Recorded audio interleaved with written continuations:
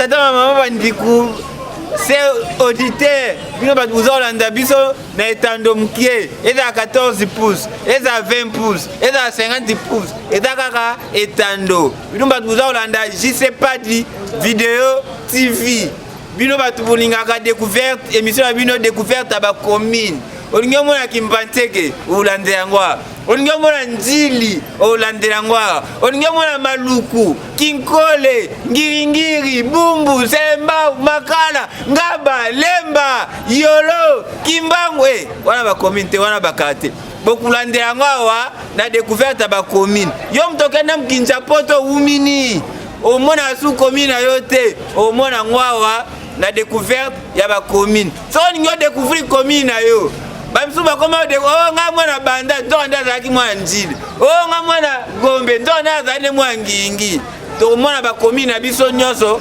awa na découverte ya ba commune je sais pas du TV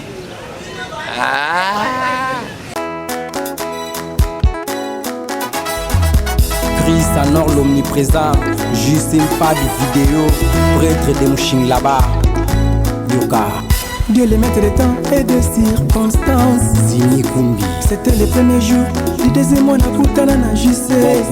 Padia de Belanga, Maloba ya Bolingo. Etilunama. Donc voilà donc votre émission découverte de commune et des quartiers aujourd'hui spéciale commune de Selembao avec notre guide Totamboné de Gombote. On continue toujours tous ensemble. Oh Baba Lani. Oh Baba la Yongo. Baba la Yongo. Oui. Donc voilà, donc après il y a 24 Yongo. 24 Yongo. Voilà. Place au Télémi on a simulé biso ils ont l'historique ni. Bon, place au Télémi awa. Naïba atango wana nga na yeno mukie to bandi classe na église catholique ezali boso boye. Banda ko benga ngo ezaka bar moko munene abwe la cachette. Oui, naïba na âge mukie ya ba 5 ans.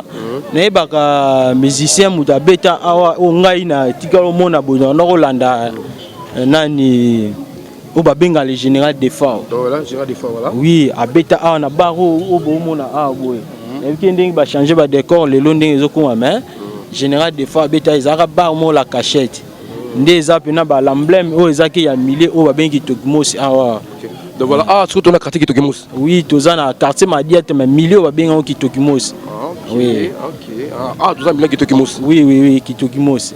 Voilà, merci beaucoup donc pour les référents, pour les précisions. Tous allez Awa, si qu'on a cité Kitokimos et mais allez la quartier Madiata. Oui, na quartier Madiata. Voilà, donc merci beaucoup donc nous continuons notre émission de découverte de communes et des quartiers. Merci.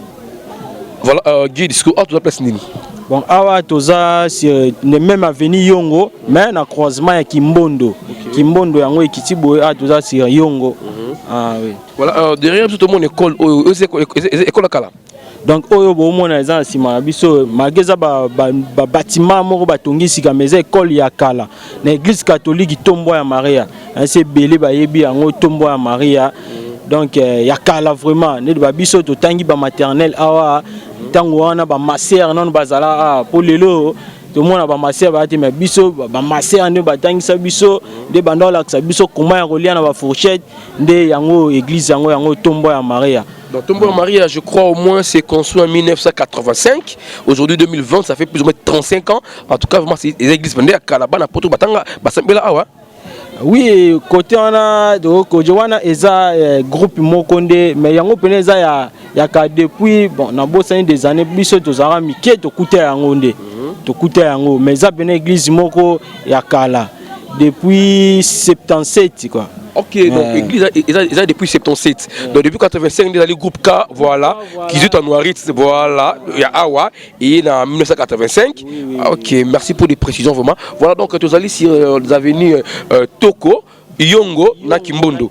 Donc Yongo na Kimbondo donc ah na kati ya précision liboso awa et sika po siko kande to ba sango nde ba umgo vanda na ba paroisse mais ba sango bazaki ba kambi to ba mokambi nde liboso na biso kuna to mona ezali ndako ya ba mokambi o banda ko vanda o ezali liboso na biso wana. Voilà. Donc yango nde la ça vraiment que non yango nde za église pena donc ba l'emblème tout ya Kitokimos a esika tozali na quartier Madiata. Voilà Kitokimos c'est moni tu on ezaki tu as régi de so dans mai katalango. awa pe yango na asir moi to ana difficulté makasi ya mai da bino mo se otala kaka ti ndenge zai etikala bongo donc mai ekatana depuis kala peut-être na ba image boye borozwa boye bandeni ya kosunga biso pona yango donc mai vraiment ekatana yango de difficulté vraiment ya milieu otozali mai vraiment ils ont la difficulté makasi. Bon, en tout cas, vraiment, on doit préciser parce que la moni qui m'a épendé zate parce que quand la tuyau binomoro, n'est pas tuyau et katani donc espoir ou toi maille côté yo zate donc régime des autres doit faire un truc. Alors avant où est le courant la moni quand même courir ça donc quand même ça va. Bon pour le courant ils ont moins de stabilité mais ils ont la surcharge parce que tous en a cabine moko. Parce que cabine wana c'est au charge tozana ngo courant na biso et kendaka ti vers commune Ngaliema ezo kita susu ti na ba côté ya ba mai na se c'est pour cela yango mona courant vraiment ekata na pamba en plus ba câble li ekata na pamba pour na surcharge donc si je comprends bien ngambo tout ya kitokimos na ngambo kuna nyongo tout donc bozaka na courant cabine moi courant yango ne loka passe nde yango wana nde tozana na place musu fallait ba tshela biso cabine pour courir za stable mais jusqu'à présent suite nango ezala raté peut-être nde ba ko sunga biso na ba image oh ceux qui peut osenga toko ma place yango ba tonga cabine yango boye na bosenga na bino pena ba kosunga biso ko tshela biso ata transforme mususu bo mona ke courant et ko vendre pena stable. Voilà, découverte, c'est ça. Nous devons bien comprendre la commune de Selembao, bien pour cette image, surtout Awa, na Kitokimos, Rebelle number one, Maman José Bouete. Donc nous poursuivons notre émission découverte de communes et des quartiers. Merci. Voilà donc tout ça, c'est quoi la Babanini? Tout ça a venu toujours Mbanza. Tout le monde croisement Mbanza Kimbondo. Mbanza Kimbondo. Voilà. Tout le monde est en Simana, hôtel Moro Torobota, et c'est le Wakala. Oui, ezeloka kala toujours yango et ça la moins vérité ya milieu tozali o batunyon so bayaya ba papa o baleka na kitokimosi ba ebe aveni Mbanza nde pe batika ba wana bozomona hôtel Torobota. Voilà, donc nous vous rappelons qu'aujourd'hui, nous allons à Kitokimos pour le compte de Selembao. Donc prochainement, nous d'autres quartiers, des cités vertes, parce que Selembao est tellement monnaie. Mais aujourd'hui, nous allons concentrer beaucoup plus dans Kitokimos, dans la commune, il y a Selembao. Merci beaucoup avec notre guide. Il nous donne vraiment des précisions par rapport à notre Tambola. Merci. Votre émission de couverture de communes et des quartiers spéciales communes de Selembao aujourd'hui, très basée dans Kitokimos.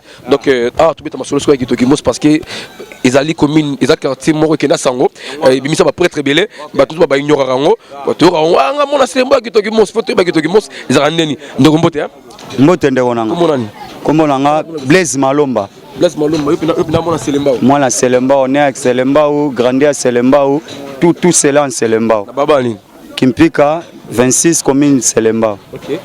Ndeko nanga ici ko tout beto sur la Selembao. Selembao on ya bino akala tant bobo tamaki. Né à l'ouest qu'il y a une différence. Est-ce que Selembao ils ont ndenge zalaki ou bien et comment on a délinquance ou bien deni? Bon, par rapport à ndenge Selembao ezalaka malgré échanza mais na temps wana o biso tozokola na makambo tokomi komona lelo ndenge komi ya o kulu na o boye na boye biso na temps na biso wana tomona kyango te mais toye komona ngo na mwa minute soka nde tobandi komona mwa changement ko menancer batu ko botola batu ba biloko wana toyebi ke ezala ngo tous les 24 communes mais à part wana nde tilikambo ya ba star ndenge bolobeli wana toko présenter nde ti faire gola toye bien na Selembao awa tokoli na ye awa ti lelo akoma musicien munene mais lelo awanga na Selembao mais na hôtel bo Selembao e fuli ba star ebele petit na biso mususu prince kaka na kamina awa na mwase prince d'Angola petit na biso pe kaka ya Selembao mais lelo ti bazwa ba vie babosa na Selembao mais est-ce que prince penda ya même pas na balabala o te à la même ba ya regardez te ayaka parce que ba famille na ye bazali mais ndenge zala tantôt azana moi misomo bo quelque part ba libanda ya mboga ndenge zala ke atanga pe Selembao atanga rango te mais biso to nyonga ka fa pone loko wana poto bandi na ye na mabele awati lelo loleye azwa vie par rapport ndenge ya zali ndende biso toza ndenge moko te po ya tambola na mutuka akenda ka poto amataka avion biso na automati yango te mais tokosepelaki soki mpe azosala bamakambo na libanda tokomata yango kaka mpo toza mibali mais tokosepela so azosala bamakambo libanda apuentaka mpe mabele ya selembao ndenge bamusicien mosusu basalaka mpe bajoueur mosusu ere moko mpe bazobeta lisolo ya baselembao. Obi bien parce qu'en termes de joueurs quartier Kitoki Mousse bon ata joueur moko tabetela bavita bamazembe ata moko te bon bajoueur bazali ebele oyo babeta wana ndeti bakemba toyebaka bango bajean moke bakufa banini me babetaka mpe na bavita mais ndeti apart wana génération lelo bobisu joueur te bon génération lelo en tout cas yende moto akozwa mwa relève wana nanu mpona génération lelo en tout cas nayebi nanu te. Voilà, merci beaucoup Blaise voilà tout ça nao voilà voilà tout le monde a condition physique vraiment on joue équipe nini wana ngala betaka na bandimi. Voilà, merci beaucoup, chers fidèles internautes, fidèles téléspectateurs, vous comprenez, spécial commune de Selembao, découverte, votre émission Quartier Kitoki Mousse. J'ai avec mon grand frère, Musisa du Congo. Voilà, il va à Royemba. De retour, il peut y avoir tout son nom. Bonne santé.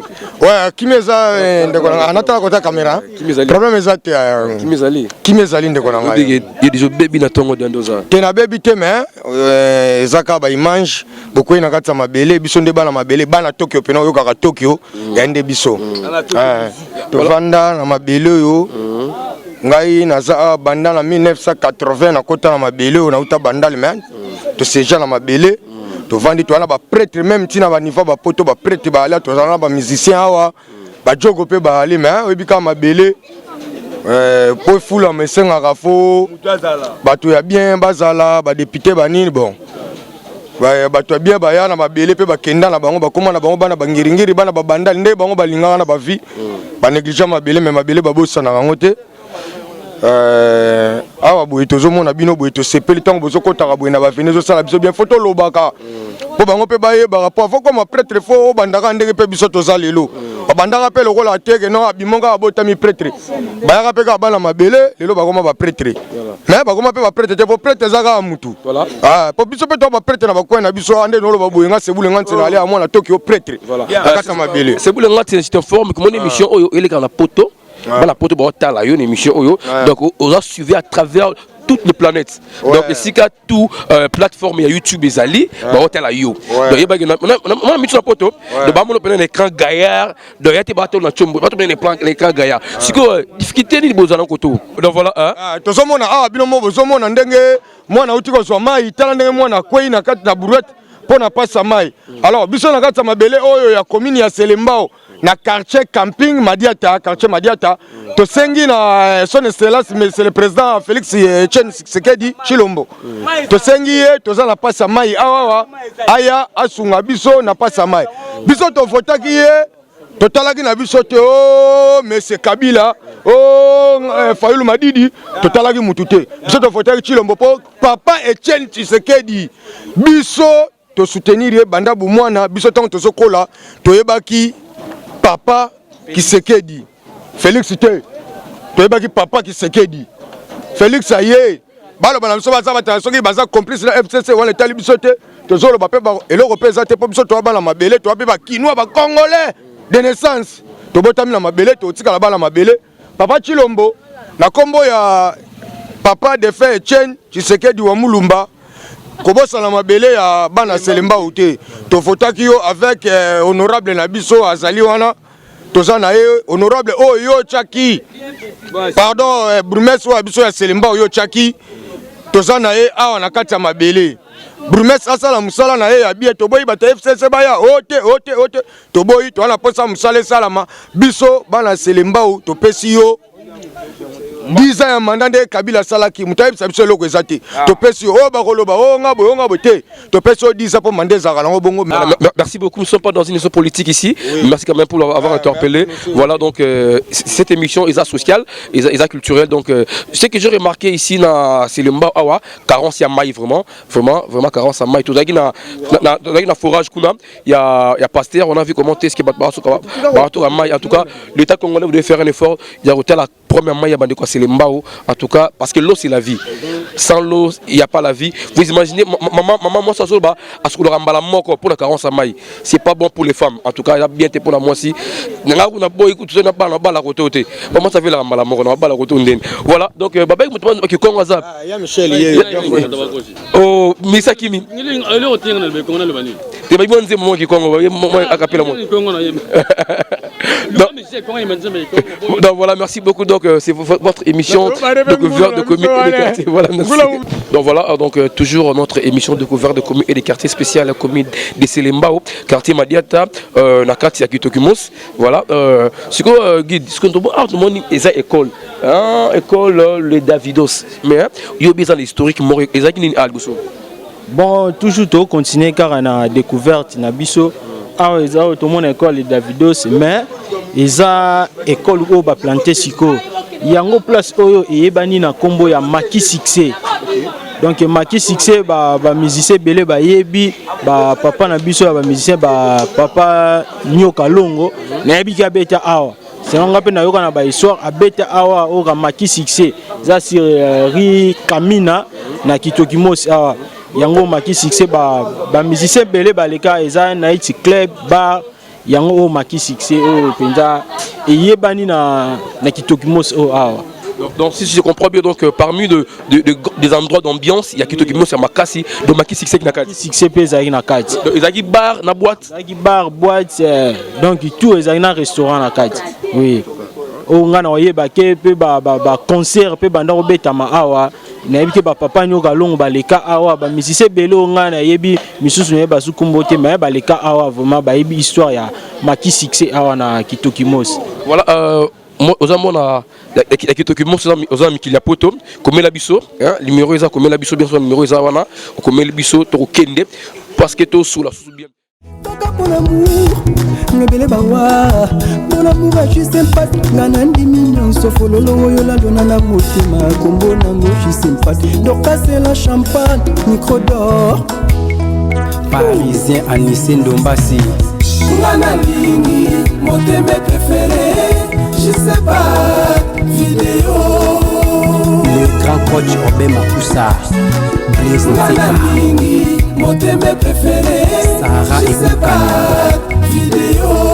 Chérie Nangaye, je sais pas, mon amour je t'aime, yo bolingo nanga, je sais pas plaisir, sentiment, on dirait pas sous quoi on a foutu. Voilà, guide, ce que tu as passé. Bon, awa toza sur l'avenue CAC, il y a l'église CAC, c'est Kikindu. Kikindu bimi CAC, mimi bisoti na ba wenza makoso bo toza sur na wenza makoso. Oza dia wenza, toza dia wenza. Oui, tu na wenza babenga ngo wenza makoso awa. Bon, pas battre makoso koto trop. Bon, eza kombomo ngape na okuta ngo parce eza ya kala. Ngape na okuta ngo ka bongo. Voilà, merci beaucoup notre guide pour des précisions. Tout ça c'est l'avenue CAC et l'église CAC. Voilà, et si quand tu es vraiment historique parce que ba bête sur histoire na masalonga mon cœur pardon. Voilà, papa Mbote hein. Ouais, Mbote papa. Comment on est papa? Papa Nsambongo. Papa Tsambongo papa. Oui. Papa et si quand oyo tout le monde bâti moi clôture à mon cœur ou moi fondation et zo belonine. Ngai na koti na quartier oyo. Pona na pa na quartier oyo. Na koti awa na 1986 nakuta eloko oyo papa oui voilà papa tala papa oui nakuta eloko oyo ezalaki batasinel nde bato bali yango tia kabina oui donc quand on parle de 86 ça veut dire obeta le solo époque il y a président Mobutu oui oui et pas il y a président Mobutu le président Mobutu a gouverné mboko oyo 86 na yo kokota na parcelle na ngana siko donc kuti na kuti eloko oyo kutu bana mikende baza kusakana nawa pauvre papa oyo akuti okufa pas même moi nde aye kotia mire oyo ozobona limite ya balabala oyo omoni ndako wana ndako wana limite ezali voilà eloko oyo yana katikati ya balabala oui ezalaki ba mama bazoteka makala awa ba commerçant bazoya basaka makala awa bazoteka awa parce que tant le rôle là batiaka na bangote parce que pour bâtir le courant n'est-ce pas non parce que côté bosala ba démarche pété ko kende ko mamikanda na bande ko snel ko bisa bon que nous te voilà et le côté la biso bozonga te pour nani papa yo soki oye kotia eloko osalela bato eloko obandi otiki wana volonté mpenza kosalela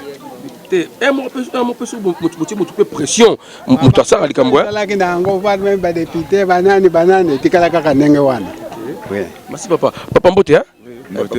Comment on est papa? Papa tala wana papa. Comme on a double one. Kola terrasse oyo. Ah, tu as chez Père Doublé. Ouais, chez Père Doublé. Dans une de Kanye Masolo Roto. Ouais, au lobby yango, c'est bon. Voilà, belle le chef de pavillon. C'est que Père Doublé.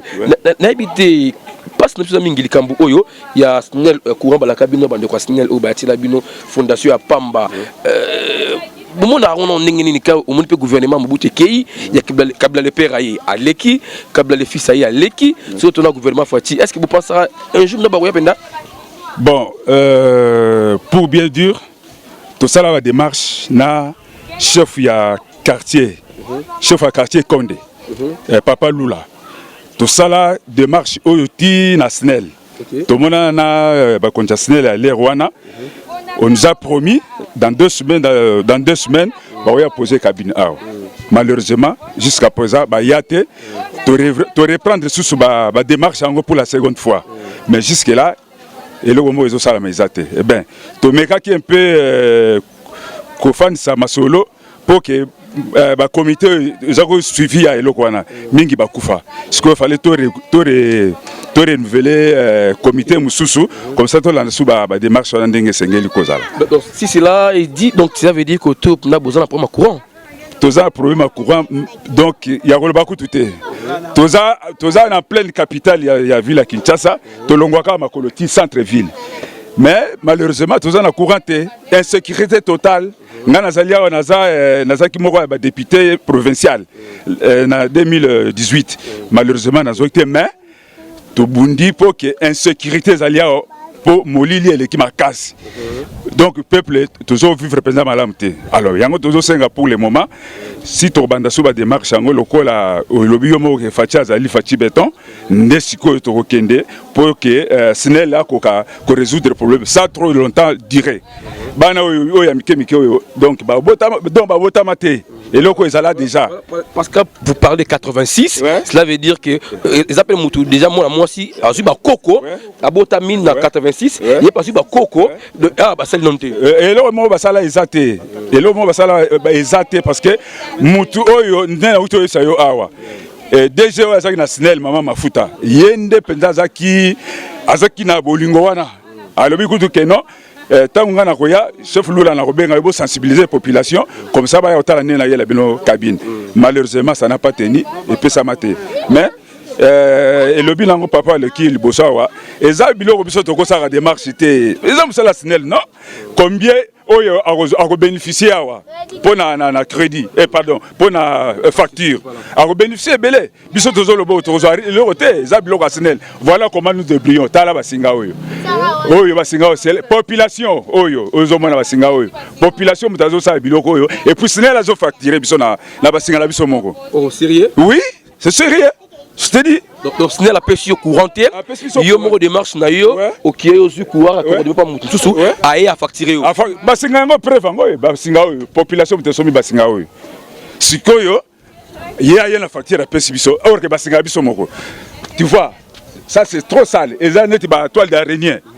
Comme ça ne va pas dans un capital toza c'est le mbao to longwaka makolo toke centre ville ozongi pe makolo sans problème mais le problème courant on a maille c'est un casse-tête et puis dans un centre ville comme Kinshasa et comme c'est le mbao ba ko tshela biso ba pompe ya nini ya forêt jeté nous sommes pas dans un village. Il faut tous avoir maille penda ya solo biso ba maille ya forage entre temps Maïwana, Tono wana déjà rouillé. Ils ont fait ça plus tard. Selemba sont malades. Cancer, voilà. Oui, ils ont cancer. Parce que ça a déjà rouillé. Est-ce que maman a forage on ezali maï a régi des orgues à individu parce que tout ce coup t'avais pas pasteur qu'on a le colon tout le monde pasteur on a individu on a peu ça batou maï na bidon moko ya 25 litres na 150 francs des bidons na 50 francs. Eza individu bon ça là ngo. Non, ONG, un individu, un ONG, na volonté na ye, nde asali biloko oyo atiki yango na responsabilité ya quartier Konde ba gérant bango moko. Et après c'est vraiment inadmissible. Bidon, il y a 25 litres. Tout ça, on a 2000 francs. Et pardon, on a 200 francs. Bon, toute l'année. Non, par mois, c'est combien? Par semaine, c'est combien? C'est vraiment ridicule. Donc, on dirait que c'est un village. Même que le village, c'est bon. Mais du moins, vous avez un bourgmestre qui est le nom de Selembao. Est-ce qu'il ne peut pas aller plaider ces cas auprès de l'autorité? Tout le monde, dans la maison communale, il a installé le gouverneur Chantini Ngobila. Peut-être peut aller pour la cas de solution. Non, non, c'est toujours la même merde. Alors, la solution, c'est Selembao. Parce que ce qu'il y a la solution, c'est Selembao. Comment il peut être accueilli dans le secret? Il fallait toute la population. Pour se plaindre, pas besoin de tout ça. Mais il est venu en catimini. Ça ne nous concerne pas. Et puis, la famille politique, qu'est-ce qu'il peut faire dans la commune de Selembao? Rien du tout. Rien. Alors ça, il est de FCC. Mais oui, ce n'est pas que pour personne. Donc, il faut combattre le régime en place. Alors ça, il n'y a rien pour Selembao. C'est ça un peu. Il faut être clair. Voilà. Ah oui. Merci. Ok. Père Double à toi, merci. Ça prouve que vous étiez vraiment candidat député. Ben c'est la rabon ouais bateau balingara bango babimara raté. Et ba oh balingi bangote, ba c'est ba margu ba missi bango comme député. Mais j'espère que non. La force est encore là. En 2023, revient encore en force. Et puis ça va aller.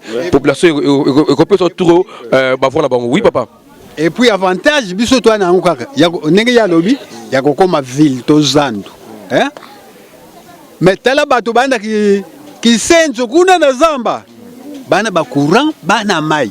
Mais biso awa. Hein? Awa bandali combien de mètres? Hein? Et puis ville combien de mètres? Hein, des kilomètres neloba. Musikate. Hein? Toi peine à ville. Mais bato bana bazamba baba loueka kuna. Bana ba courant, bana mai. Pourquoi? Parce que la canisiete marambo eta molambo kana biso ils a été bozuna pe molobela malamu te parce que balobeli o botinda kuna bazobela Selembao te. Papa baloba na bango baloba ka ba de même député to fotaka ba mususu baloba. Et là comme ya nini rien. Mais c'est le matin ni rôle député c'est ngwana rôle député yang papa yoka mon ça député kozwa problème ya base na ye comme on a niveau kuna base ba traiter on peut sa solution. Ba député bazo ya wa te. Hein? To solo na bango boye ba kei rien. Voilà. Un petit conseil papa, mbala sima, bo voter ya bino moko na ngito kimosi. Bo misaye député, bo tala penan. Et aux amalons mingi. Au lieu de voter au Yaouti Moussika, peut-être hier à la communauté. Donc voilà, c'est toujours votre émission de couverture de communes et des quartiers spéciaux, la commune de Selembao. Tous les gens qui ont été tombés dans ma solo commune de Selembao, Boyoki Papa Lobby, Bande Lobby pour ma courant en maille. Donc et là qu'on s'est basé à mingi, ils ont courant en maille. Ceux qui courant ils allaient insécurité aux ala devant. Quand il fait noir, il y a toujours une sécurité. Mais quand il fait clair, on est facilement. Mais dans le noir, on a coopéré, donc le gouvernement congolais, il y a Selembao, Bosungabango, Mayekota, courant, place homme.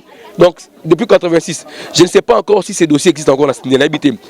Ce dossier, parce que depuis 86, il a changé combien de DG? Depuis 86. Ça veut dire dossier côté Oyo, Babosa Bango. Pour ça, autre démarche. Il faut faire d'autres démarches pour la côté la bino maï courant parce que et son bino bande quoi c'est le koto. Et puis autre chose, Snell tu dois être sérieuse, Snell la biso. Tela abonné quand tu me abonné Snell, aïe que ça demande et pas na yo télé courant au télé câble, ndé butona comme abonné na yo, on me fout facture. Mais l'habité pour foutre ça va ndeni banda ko pesa ni eba ndeni par exemple tu as courant OT mais tu vas foutre ta facture en tout cas on doit tirer le côté wana la cadre de ressources Snell. Merci chéri nanga olingo zopesanga sukali kitoko trop nalinga kwa bele koleka bomengo nzambala kaka braya étoile, sangisa na zéro, multiplié par 5. Nombre bolingo na pesa yo. Innocent Dombasi. Tanga nyoso, tika mogote. Mpada boka mira chéri kwa milelo nanga. Jisa kwa isa Goliath. Nicolas Kabwana na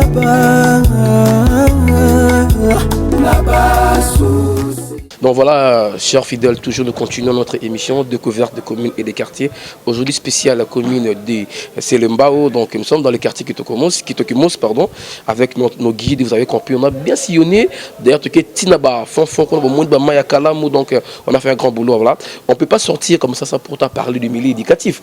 Et surtout, il y a une école Michoni, une ancienne école de cette commune de Selembao, dont il y a eu aussi des grands dans notre musique congolaise qui ont passé par ici. Il serait mieux que le préfet lui-même nous dise qu'il s'agit d'équipe et puis il se présente.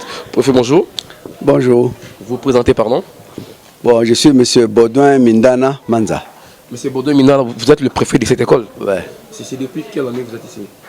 Bon, moi je suis ici depuis 2010, mais l'école existe depuis 1990.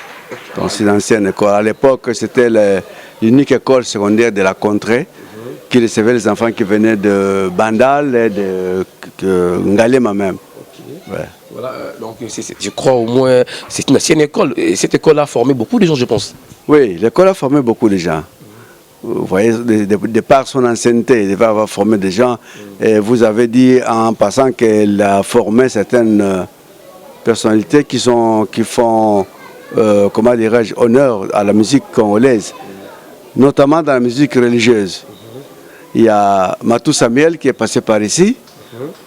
Et pour la musique profane, il y a Werason. Werason a étudié ici. Il était parmi les enfants qui venaient de Bandalungwa. À l'époque, d'ici jusqu'à Bandal, il n'y avait que deux écoles. L'école technique, l'ITEP Bumbu et l'Institut Kitokimosi, que nous appelons maintenant l'Institut Révérend Dr Bavouidinsi. Ok, voilà, merci pour des précisions. Alors, cette école, au moins dans ces contrées ici, est-ce que vous êtes dans un niveau de donner un bon enseignement, je crois, à travers votre environnement? Oui, bien sûr, nous faisons notre effort en tant que milieu éducatif. Nous-mêmes avons étudié dans de bonnes conditions. Nous faisons cet effort-là pour que les enfants qui passent par nous reçoivent la même bonne éducation, malgré les aléas qu'il y a aujourd'hui, malgré toutes les pesanteurs qu'il y a dans notre société actuellement.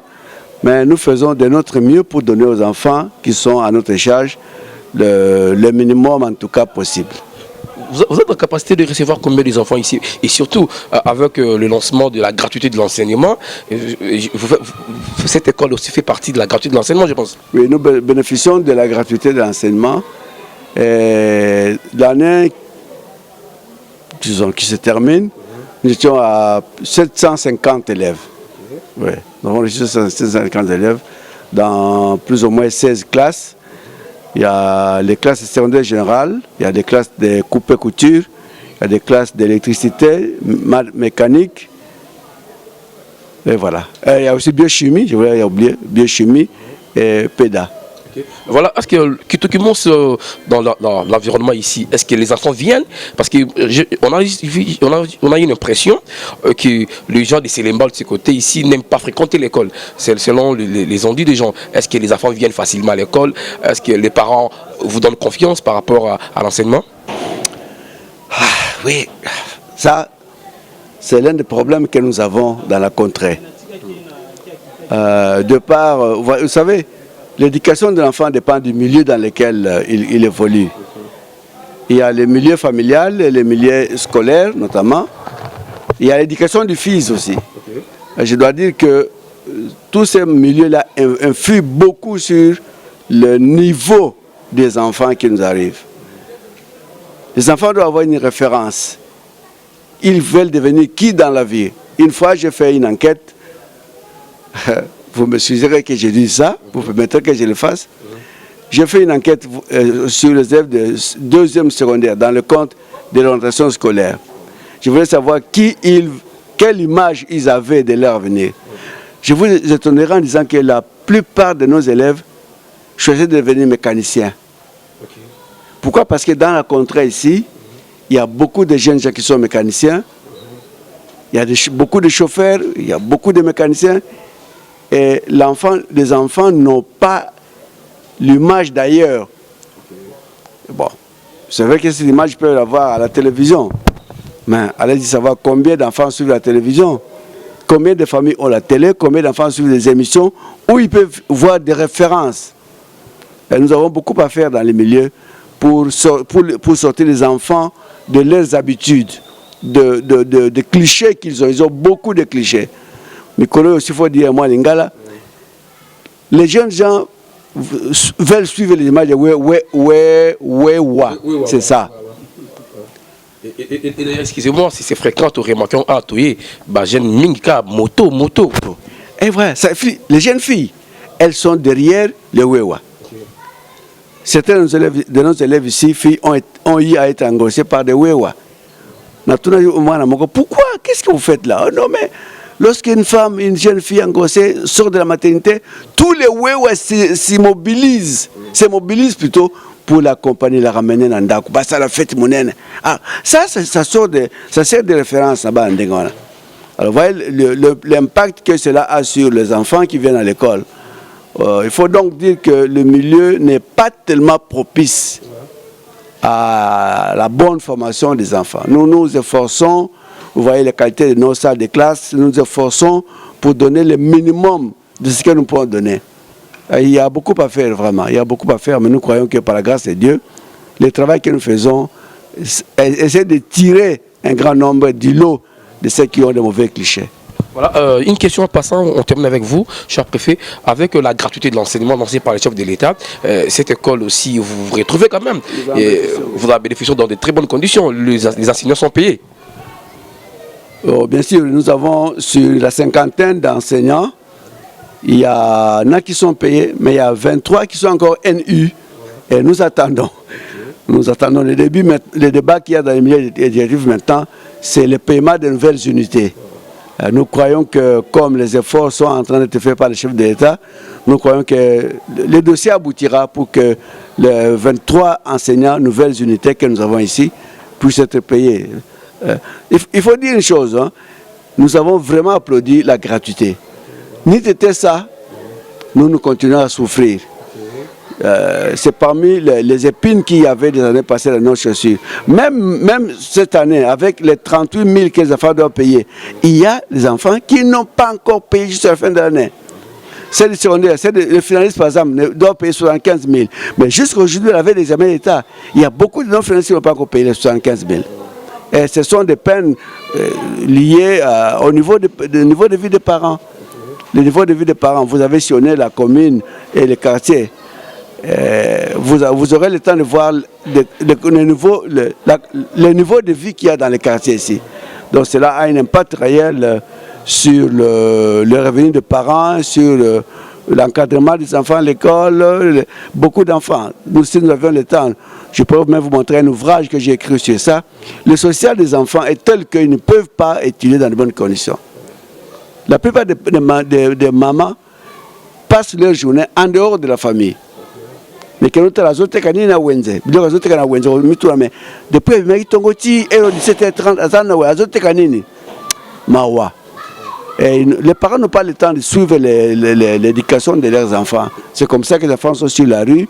Il n'y a presque pas d'électricité dans les quartiers. Vraiment, c'est l'un des problèmes. Pas d'électricité. Mais les enfants doivent travailler les après-midi. Les soirs, ils doivent revoir leurs notes. Ils doivent faire les devoirs. Beaucoup de fois, nos enfants nous reviennent comme ils étaient partis. Ça les devoirs. Mais il n'y avait pas de courant. Natongo Barretar, pourquoi Maïs a quitté, il faut d'abord aller chercher de l'eau par-ci, par-là. Ils reviennent à l'école vers 8h. Et c'est parmi les peines que nous avons, en tout cas dans ces quartiers ici. Nous croyons que le gouvernement qui est en train d'annoncer les bonnes choses fera en sorte que les quartiers soient alimentés en électricité et en eau, de telle façon que nous mettions nos enfants dans les conditions qu'il faut pour une bonne scolarité. Merci beaucoup, cher préfet. En tout cas, nous rappelons aussi que non, voilà, surtout avec cette période de la pandémie Covid-19, il ne faut pas en tenir les paroles de guerre aussi, parce que le monde entier vient de traverser une période précaire. La pandémie a frappé presque tout le monde. Les parents n'ont pas pu bien travailler. Donc, il faudra au moins aussi, avec la compréhension que vous avez, d'être un peu tolérant auprès des parents par rapport à ces problèmes-là. En passant, dans votre bureau, je vis le photo d'une star congolais, français, naturalisé congolais, d'origine congolais, naturalisé français. ou français d'origine, congolais, Blaise Matuidi. Il est passé par ici. C'était à l'occasion de quoi? Oui, nous avons reçu l'heureuse visite de Blaise Matuidi qui a un parrainage avec la Fondation Orange. La Fondation Orange travaille avec la Fondation En Classe, une fondation de droit néerlandais qui nous a aidé à nous construire ces bâtiments scolaires que vous voyez, ces beaux bâtiments-là. Il y a là même le logo de la Fondation Orange En Classe qui nous a aidé à construire ces bâtiments. Et la Fondation travaille avec la Fondation Orange. Blaise Matuidi est parrain du projet École numérique de la Fondation Orange. Donc, et notre école avait été, donc je veux dire notre école primaire, a été choisie comme la première qui a bénéficié du projet École numérique. Donc, c'est en cette occasion que Blaise Matuidi est venu chez nous pour le lancement de l'école numérique. Donc, l'école primaire de chez nous a eu la grâce d'être choisie par la Fondation En Classe comme première école numérique au Congo. Voilà, c'est donc dans le cas de ces parrainages que Blaise est venu chez nous. Merci beaucoup, cher préfet. Voilà, chers fidèles internautes, fidèles téléspectateurs, nous sommes toujours dans notre émission de couverture de communes et des quartiers, spéciale commune de Selemba, où nous étions ici au complexe scolaire Kitokimos, qui est une ancienne école. Vous avez suivi comment est-ce que le préfet a parlé de cette école. Il a aussi épinglé un point très important par rapport à l'environnement ici. L'environnement pose vraiment problème. Le problème de l'électricité pose un sérieux problème. Vous allez voir que les enfants rentrent à la maison avec des devoirs. Ils reviennent le matin sans travailler leurs devoirs. Pourquoi? Parce qu'il n'y a pas l'électricité. Et les matins, ils doivent se réveiller pour aller chercher de l'eau. Vous avez vu les vidéos, comment est-ce que le pose problème encore de ce côté ici. En tout cas, nous rappelons encore au gouvernement congolais de faire un effort, de bien vouloir mettre la main dans la poche, d'aider ces milieux de Kitokimos, parce que cela fait partie d'une commune en pleine capitale de la ville de Kinshasa, et surtout en 21e siècle. Ce que l'on a vécu ici, ça ne peut pas être comme ça. En tout cas, ça vraiment, en 21e siècle, l'homme du 21e siècle ne doit pas vivre comme les images que nous venons de voir là-bas. C'est comme si nous vivons encore à 18e siècle. Merci beaucoup. Donc, nous continuons notre balade de découverte de communes et des quartiers. Merci. Voilà, arrivé pratiquement à la fin de notre émission découverte commune de Selemba. Donc, tout à l'heure, on a quand école complexe scolaire Kitokimos, il y a Michoni, école Ouiratanga, école Ouiratanga. Donc, en tout cas, tout ça, moi, Batanga. On arrive à la fin, Selemba au premier parti, et Silité, parce que Selemba a mouliné, tout ce qu'il y a cité verte, tout ce qu'il y a Selemba tellement belé. Merci.